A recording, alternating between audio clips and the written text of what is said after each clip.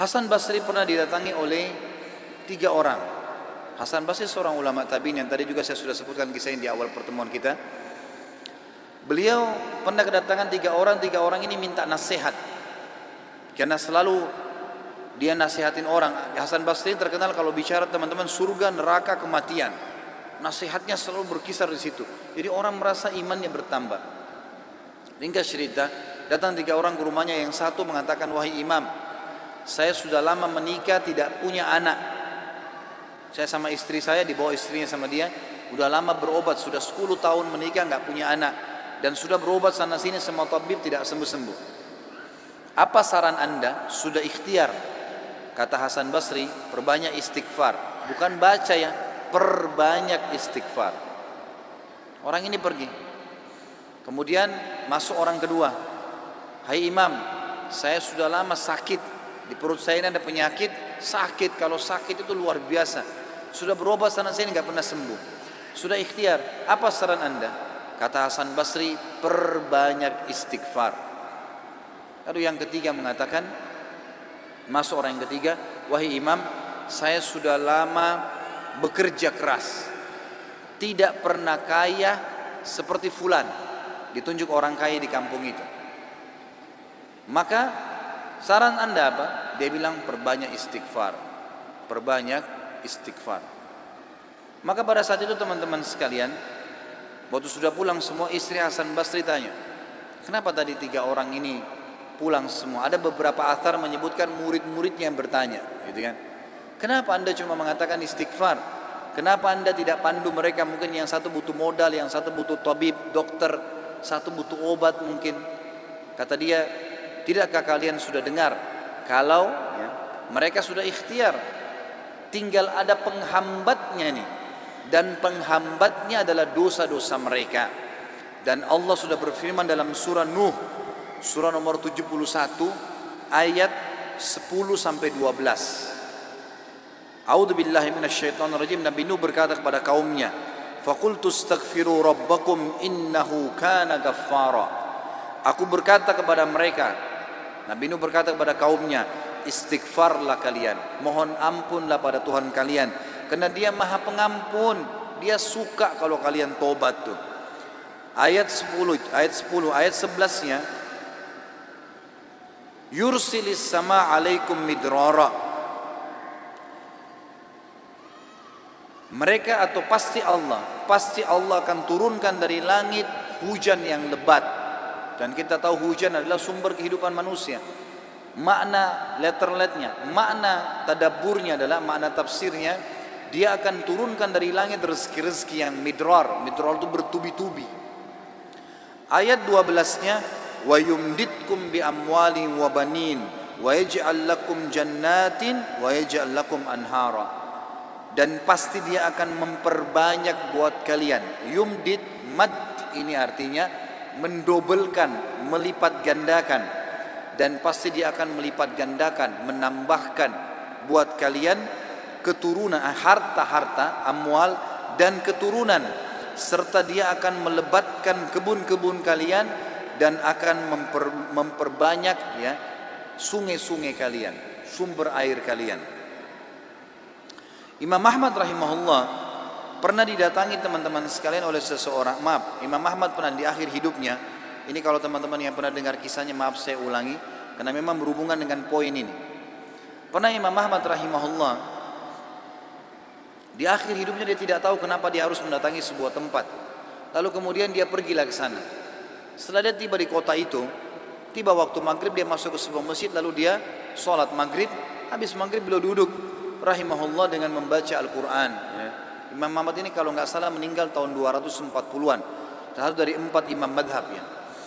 Imam Ahmad rahimahullah masuk ke masjid, kemudian beliau duduk sholat maghrib, duduk mengaji sampai isya. Beliau sholat isya berjamaah karena tidak tahu kenapa datang ke kota itu. Lalu kemudian beliau ingin istirahat. Habis sholat ba'diyah isya, orang-orang semua pada bubar, Imam Ahmad ke sudut masjid, lalu dia baring. Marbot masjidnya datang tanya, wahai imam, wahai syekh. Syekh ini dalam bahasa Arab bisa berarti orang tua, orang kaya, atau orang pintar ya. Bisa 3 artinya. Kebetulan Imam Ahmad dipanggil Syekh di sini maksudnya adalah orang tua. Hai Syekh, hai orang tua gitu ya. Kenapa Anda di sini? Kata Imam Ahmad, saya mau istirahat, saya musafir, nggak ada kenalan. Kata dia, tidak bisa di masjid. Anda harus keluar dari masjid. Lalu kemudian disuruh keluar. Kata Imam Ahmad, saya didorong-dorong dari masjid, keluar dari masjid. Begitu keluar dari masjid, marbot masjid, kunci masjid. Kemudian Imam Ahmad lihat dia sudah pergi. Imam Ahmad baring di teras masjid. Marbotnya kembali lagi. Lalu mengatakan, wahai Syekh, ngapain di sini? Dia bilang seperti saya bilang, saya musafir, saya butuh istirahat. Ya. Kata marbotnya, nggak bisa. Ini masjid, peraturan nggak boleh duduk di sini. Lalu kemudian didorong-dorong Imam Ahmad sampai ke jalanan. Di sebelah masjid ada satu orang penjual roti. Penjual roti ini lihat kejadian tersebut, lalu dia mengatakan, hai Syekh, dipanggil Imam Ahmad, orang tua gitu ya, kesinilah, ada tempat saya. Datanglah dia, Imam Ahmad. Lalu Imam Ahmad berkata, orang itu berkata, ini tempat saya usaha jual roti. Di belakang saya jual roti ini ada kamar saya biasa istirahat. Rumah saya tidak jauh dari sini. Anda boleh istirahat. Besok pagi Anda boleh pergi. Dia bilang baik. Jazakallah khair. Imam Ahmad duduk. Imam Ahmad ini karena zaman dulu nggak ada foto, orang nggak tahu wajahnya orang, cuma kenal nama.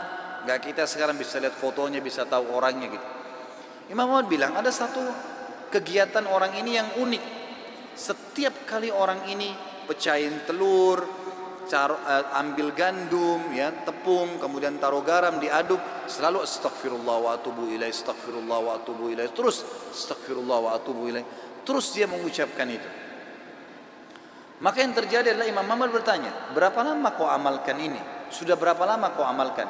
Kebetulan Imam Ahmad ini di akhir hidupnya ya, sudah sangat tua. Orang ini juga seumur Imam Ahmad. Dia bilang sudah lama, dari saya masih muda.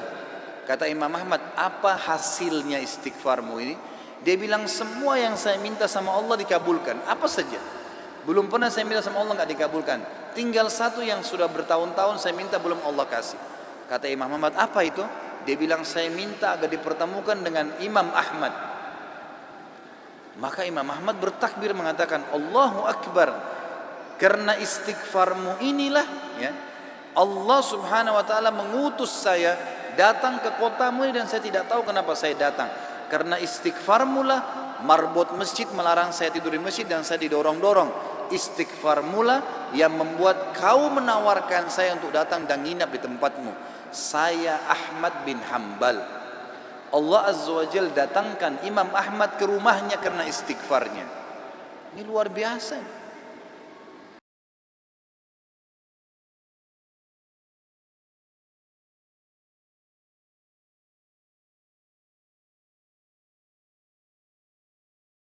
Kisah seorang ibu yang berada di wilayah Kashmir. Kisah belum lama terjadi. Ibu ini rupanya punya, kalau saya tidak salah, cucu atau ada anaknya perempuan kena penyakit tulang, sakit. Ibu ini selalu berdoa kepada Allah SWT sambil beristighfar karena dia sudah bawa ke dokter di sekitar rumah situ, di sekitar kampungnya. Tidak ada, gitu kan?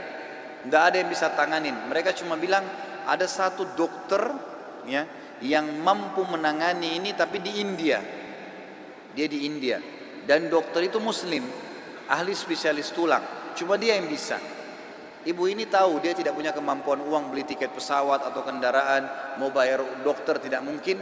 Maka ibu ini memperbanyak doa dan istighfar. Selalu istighfar kepada Allah. Ya Allah, kalau ada dosa maafkanlah, sembuhkan anak ini. Ya Allah, pertemukan sama dokter itu, mudahkan supaya anak saya ini berobat. Ringkas cerita, dokter yang tadi jadi target ini keluar dari India. Ada acara, dia naik pesawat melewatin wilayah Kashmir tadi itu. Tiba-tiba pilotnya bilang, pesawat ini badai, lagi hujan deras, tidak bisa pesawat lanjut nih, harus turun di wilayah itu. Turunlah pesawat itu. Begitu turun, tiba di bandara, kata dokternya, saya harus, ini ada seminar, saya harus hadiri. Berapa jauh dari sini? Orang itu bilang target Anda sekitar 4 jam dari sini. Kata dokter, baik, saya mau sewa mobil, ya, masih bisa keburu gitu kan, masih sekitar 6-5 jam lagi acaranya, 5-6 jam lagi.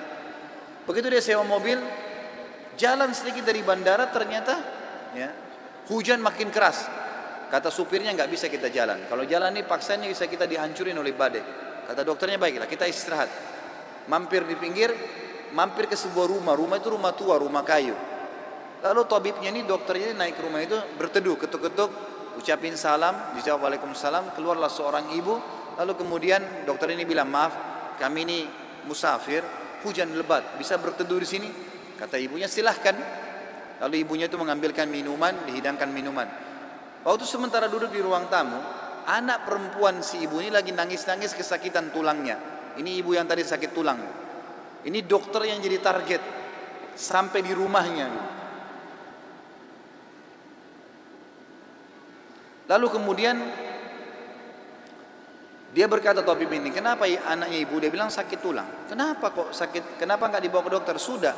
Tapi kata dokter semua tidak bisa sembuh. Dan dokter yang bisa tangani cuma seorang dokter di India namanya Fulan. Disebutkan namanya dokter ini. Dokternya tiba-tiba nangis lalu berkata, segala puji bagi Allah subhanallah yang telah mendatangkan saya ke rumah ibu. Saya ini dokter yang ibu sedang targetkan. Allah datangkan dokter itu ke rumahnya justru karena istighfarnya, karena doanya kepada Allah SWT. Tidak pakai biaya, malah dokter itu biayai gratis dan datang ke rumahnya. Seperti itu, dan banyak ribuan kisah begini teman-teman sekalian yang berhubungan dengan istighfar.